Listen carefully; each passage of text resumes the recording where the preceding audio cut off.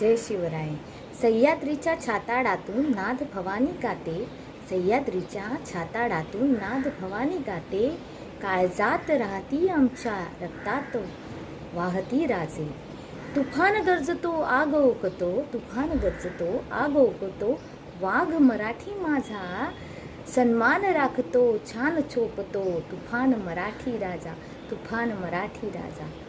वाघाची चाल, वाघाची चाल, गरुडाची नजर, वाघाची चाल, गरुडाची नजर. स्त्रियांचा आदर, शत्रूचे मर्दन, असे असावे मावळ्यांचे वर्तन. हीच छत्रपती शिवरायांची शिकवण, हीच छत्रपती शिवरायांची शिकवण.